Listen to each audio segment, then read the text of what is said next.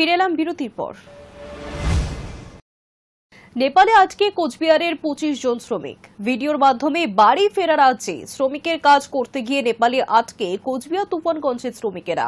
বিক্ষোভে অগ্নিগর্ভ পরিস্থিতি তৈরি হয়েছে নেপালে। অগত্যা নেপালে নিজের কর্মস্থলেই আটকে রয়েছেন তুফানগঞ্জের পরিযায়ী শ্রমিকেরা। নেপালে আটক কোচবিহারের 25 জন পরিযায়ী শ্রমিক। নেপালে আটক কোচবিহারের 25 জন শ্রমিক। ভিডিওর মাধ্যমে বাড়িতে ফিরিয়ে আনার আর্জি। শ্রমিকের কাজ করতে গিয়ে নেপালে আটকে তুফানগঞ্জের 25 জন শ্রমিক। বিক্ষোভে অগ্নিগর্ভ পরিস্থিতি তৈরি হয় প্রতিবেশী নেপাল দেশে। রাজনৈতিক অস্থিরতার পাশাপাশি অর্থনৈতিক অস্থিরতাও চরমে। চারপাশ জুড়ে ছড়িয়ে ধ্বংসাবশেষ। উত্তাল পরিস্থিতির মাঝে দেশে ফিরে আসা তো দূরের কথা, বাড়ির বাইরে যাওয়াটুকুর অনুমতিও নেই। অগত্যা নেপালে নিজের কর্মস্থলেই আটকে রয়েছেন তুফানগঞ্জের নাটাবাড়ি 1 নম্বর গ্রাম পঞ্চায়েত এলাকার পরিযায়ী শ্রমিকরা। নেই পর্যাপ্ত খাবার, ফলে সময় যত গড়াচ্ছে ততই উদ্বেগ উৎকণ্ঠা বাড়ছে পরিবারে। টাকা দিবি বলেছে, কিন্তু মাঝখানে 1 সপ্তাহ দেয়নি। এখন আমাদের হাতে কোনো টাকা পয়সা নেই, আমরা এখন বাড়িতে যেতে পারছি না। আর এখন যে এখানে যারা রয়েছে সবাই কোচবিহারের বাসিন্দা, অনেকেই কোচবিহারের বাসিন্দা রয়েছে। নাটাবাড়ি গ্রামে রয়েছে। আমরা এখন বাড়িতে যেতে যাচ্ছি এবং আমরা যদি সুরক্ষিতভাবে যেভাবে এখানে আছি সুরক্ষিত নেই, সুরক্ষিতভাবে আমরা বাড়িতে যেতে চাচ্ছি। কালকে অ্যাটাক করেছে, আর কালকে রাত্রে আমরা ভালোভাবে ঘুমাতে পারিনি এবং নানান সমস্যায় আমরা। ভারতের সেই পড়শি দেশের ভয়াবহ ছবি দেখে এখন স্বজনদের চিন্তায় দু চোখের পাতা এক করতে পারছে না পরিবারের সদস্যরা। তাদের একটাই দাবি, নেপাল থেকে তাড়াতাড়ি সুস্থভাবে সবাই বাড়ি ফিরে আসুক। ওই নেপালে গেছে কাজ করতে, ওইখানে গিয়ে আটকা পড়ছে, আসতে দেয় না। ওরা বলে মারপিট করে, পরে ভয়তে বলছে যে আমার উদ্ধার বাঁচাই নাও। আচ্ছা, পরে আমরা ওই আরো আছি, ওপর লোক বললাম যে আমার উদ্ধার করো, ওরা পরে ফিরে নিচ্ছে। জানা গিয়েছে নাটাবাড়ি 1 নম্বর গ্রাম পঞ্চায়েতের হাপালমারা বোসপাড়া গ্রামের প্রায় 25 জন যুবক কাজ করতে গিয়েছে নেপালে। পেটের টানে পরিযায়ী শ্রমিক হিসেবে বহু বছর ধরে নেপালে পাড়ি দেন ওই এলাকার যুবকেরা। এবছর পুজোয় বাড়ি ফেরার কথা ছিল তাদের, কিন্তু তার আগেই সোশ্যাল মিডিয়া নিষিদ্ধ করার অভিযোগে এবং দিনের পর দিন মানুষের চাপা ক্ষোভের বহিঃপ্রকাশ ঘটে নেপালে। একেবারে অগ্নিগর্ভ পরিস্থিতি তৈরি হয় প্রতিবেশী দেশে। এই মুহূর্তে নেপালের যা পরিস্থিতি, তা বাড়িতে ফিরতে পারবেন কিনা তা নিয়ে চরম অনিশ্চয়তাও তৈরি হয়েছে। স্থানীয় যুবকরা তাদের কারখানার ভেতরে ঢুকে মারধর করেছে বলেও অভিযোগ উঠে এসেছে। এই মুহূর্তে কাজ বন্ধ রয়েছে, তারা বাইরে বেরোতে পারছে না। এই অবস্থায় সরকারের কাছে আবেদন জানিয়েছেন পরিবারের সদস্যরা, যেন তাদের দ্রুত নিজের বাড়িতে ফিরিয়ে আনা হয়। Hi news Network. Sushila Karki সরকার পতনের পর অগ্নিগর্ভ নেপালের হাল ধরেছেন তিনি। প্রধানমন্ত্রী হিসেবে দায়িত্ব নেবার পর প্রথমবার মুখ খুলেই কার্কি সাফ জানিয়ে দিলেন ক্ষমতা ভোগ করতে আসেননি তিনি। আর সেই সঙ্গে নেপালের বিক্ষোভে মৃতদের পরিবার পিছু নেপালি মুদ্রায় 10 লক্ষ আর্থিক সাহায্যের ঘোষণাও করেছেন সুশীলা কার্কি। শুক্রবার রাতে নেপালে নতুন প্রধানমন্ত্রী হিসেবে শপথ নিয়েছিলেন 73 বছরের সুশীলা কার্কি। সরকার পতনের পর অগ্নিগর্ভ নেপালের হাল ধরেছেন তিনি।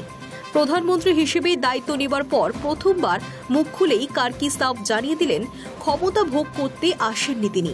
সেই সঙ্গে নেপালের বিক্ষোভে মৃতদের পরিবার পিছু নেপালি মুদ্রায় 10 লক্ষ আর্থিক সাহায্য ঘোষণা করেছেন সুশীলা। দেশজুড়ে বিক্ষোভের পর 5000 যুব আন্দোলনকারী একটি ভার্চুয়াল বৈঠক করে অন্তর্বর্তী সরকারের প্রধান হিসেবে কার্কির নাম প্রস্তাব করে। জানা যায়, তরুণ প্রজন্ম কার্কির কাছে প্রস্তাব নিয়ে গেলে তিনি সমর্থনের জন্য কমপক্ষে 1000 লিখিত স্বাক্ষর চেয়েছিলেন। যদিও তাকে অন্তর্বর্তী সরকারের প্রধান হিসেবে সমর্থন করে 2500-এরও বেশি স্বাক্ষর সংগৃহীত হয়। আর তারপরই গত শুক্রবার অন্তর্বর্তী প্রধানমন্ত্রী হিসেবে শপথ নেন কার্কি। তিনি নেপালের প্রথম মহিলা প্রধানমন্ত্রী। শপথ নেওয়ার পর থেকেই কাজে নেমে পড়েছেন তিনি। প্রধানমন্ত্রী হওয়ার পর রবিবার প্রথম প্রকাশ্যে মুখ খুলেছেন কার্কি। ৭৩ বছর বয়সী নেত্রী জানিয়েছেন, আমি এবং আমার টিম আমরা ক্ষমতা ভোগ করতে আসিনি, 6 মাসের বেশি আমরা থাকব না। পরবর্তী সরকারের হাতে ক্ষমতা হস্তান্তর করব। এই সময় সকলের সমর্থন চাই আমাদের। সকলকে পাশে না পেলে আমরা সাফল্য পাব না। সঙ্গে আরও জানান, কেপি শর্মা ওলি সরকারের বিরুদ্ধে বিক্ষোভে যাদের প্রাণ গিয়েছে তারা সকলেই শহীদ। তাদের পরিবারকে 10 লক্ষ নেপালি মুদ্রা আর্থিক সাহায্য দেওয়া হবে। আহতদের চিকিৎসার খরচ বহন করবে অন্তর্বর্তী সরকার। উল্লেখ্য, নেপালের নতুন প্রধানমন্ত্রীকে শুভেচ্ছা জানিয়েছিলেন প্রধানমন্ত্রী নরেন্দ্র মোদী। এক্স হ্যান্ডেলে তাকে লিখতে দেখা যায়, নেপালের অন্তর্বর্তীকালীন প্রধানমন্ত্রী হিসেবে দায়িত্ব গ্রহণের জন্য আমি মাননীয়া শ্রীমতী সুশীলা কার্কিকে আন্তরিক অভিনন্দন জানাই। নেপালের ভাই বোনদের শান্তি, অগ্রগতি এবং সমৃদ্ধির জন্য ভারত সম্পূর্ণরূপে প্রতিশ্রুতিবদ্ধ। অন্যদিকে মোদীর প্রতি সম্মান জানিয়েছেন সুশীলাও। High news network. গত কয়েকদিনে দফায় দফায় রুশ হামলা সহ্য করার পর এবার প্রত্যাঘাত ইউক্রেনের। রাশিয়ার সবচেয়ে বড় তৈল শোধনাগার কিরিশিতে ভয়ঙ্কর হামলা চালালো ইউক্রেন। গত কয়েকদিনে দফায় দফায় রুশ মার সহ্য করার পর এবার প্রত্যাঘাত ইউক্রেনের। রাশিয়ার সবচেয়ে বড় তৈল শোধনাগার কিরিশিতে ভয়ঙ্কর হামলা চালালো ইউক্রেন। একসঙ্গে ওই শোধনাগারে হামলা চালায় 361টি ড্রোন। রবিবার হামলার কথা স্বীকার করে নিয়ে রাশিয়ার তরফে বিবৃতি জারি করে জানানো হয়েছে, ওই হামলায় হতাহতের কোনো ঘটনা ঘটেনি। রাশিয়ার তরফে জানানো হয়েছে, দেশের প্রধান দুটি তেল শোধনাগারের মধ্যে একটি এই কিরিশি। শনিবার রাতে এখানে ড্রোন হামলা চলে। রাশিয়ার লেনিনগ্রাদ প্রদেশের গভর্নর আলেকজান্ডার দ্রোজেনকো জানান, কিরিশিতে 3টি ড্রোন ধ্বংস করতে সক্ষম হয়েছে তারা। হামলার পর শোধনাগারে আগুন লেগে গিয়েছিল, সেটাও নিভিয়ে ফেলা হচ্ছে। হামলায় হতাহতের কোনো ঘটনা ঘটেনি। হামলার পর ইউক্রেনের এক সেনাকর্তা জানান, ঘটনাস্থলে ব্যাপক বিস্ফোরণ এবং আগুনের খবর পাওয়া গিয়েছে। তিনি ঘটনাস্থলের একটি ছবি প্রকাশ করেছেন, যেখানে দেখা গিয়েছে রাতের অন্ধকারে দাউ দাউ করে জ্বলছে তেল শোধনাগার। কিরিশি শোধনাগার বছরে প্রায় 1,77,00,000 মেট্রিক টন রুশ অপরিশোধিত তেল প্রক্রিয়াজাত করে, যা দেশের মোট উৎপাদনের 6.4%। সেখানে ইউক্রেনের এই হামলা রাশিয়ার জন্য বড় ক্ষতি হবে বলে মনে করা হচ্ছে। পাশাপাশি রাশিয়ার প্রতিরক্ষা মন্ত্রক জানিয়েছে, ইউক্রেনের হামলার পর একাধিক ড্রোন ধ্বংস করেছে তারা, যার মধ্যে রয়েছে 4টি আকাশ থেকে ভূমিতে নিক্ষেপকারী বোমা ও একটি আমেরিকার তৈরি হিমার্স ক্ষেপণাস্ত্র। যদিও কোথায় সেগুলো ধ্বংস করা হয়েছে সে বিষয়ে তথ্য দেওয়া হয়নি। উল্লেখ্য, দীর্ঘ চেষ্টার পরও রুশ ইউক্রেন যুদ্ধ থামানোর কোনো দিশা খুঁজে পাচ্ছে না আমেরিকা। এই অবস্থায় ভারতকে দায়ী করেছেন মার্কিন প্রেসিডেন্ট ডোনাল্ড ট্রাম্প। গোটা ঘটনার দায় ভারতের উপর চাপিয়ে তিনি দাবি করেছেন, ভারত তেল কেনার জেরে যুদ্ধের মেশিন সচল রয়েছে রাশিয়ার। চাপানো হচ্ছে 50% শুল্ক। যদিও ভারত আমেরিকার অভিযোগ উড়িয়ে পাল্টা জানিয়েছে, রুশ পণ্যের সবচেয়ে বড় গ্রাহক ইউরোপীয় ইউনিয়ন। আমেরিকাও পণ্য আমদানি করে রাশিয়া থেকে। এই অবস্থায় ন্যাটো দেশগুলির কাছে ট্রাম্প আর্জি জানিয়েছেন, রাশিয়ার উপর 100% শুল্ক চাপানো। এহেন অবস্থার মাঝেই এবার রাশিয়ার তেল শোধনাগারে হামলা চালালো Ukraine. High news network.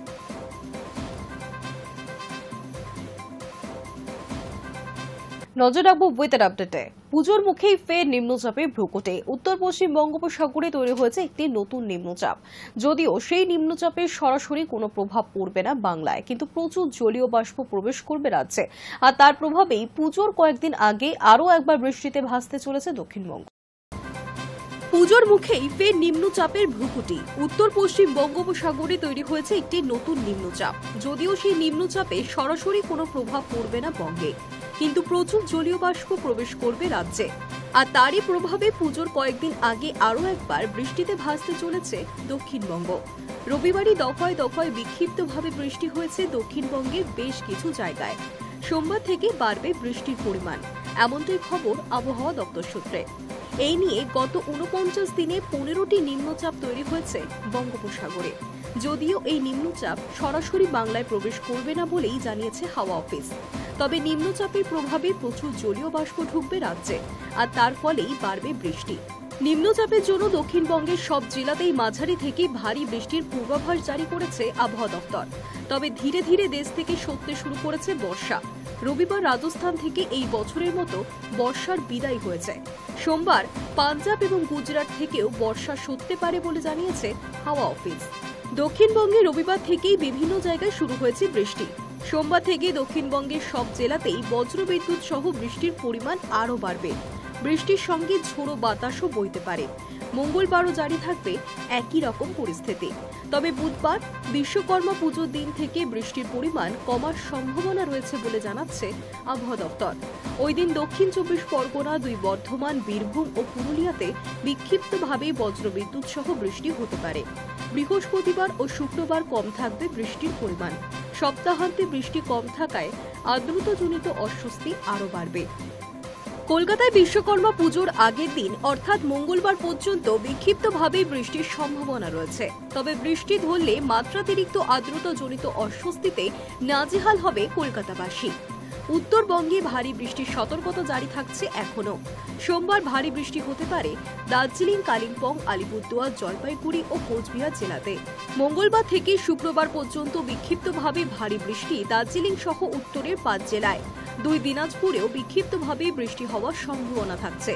Jalpaiguri ও আলিপুরদুয়ার জেলায় ভারী বৃষ্টির সম্ভাবনা সবচেয়ে বেশি থাকবে। Hi news network.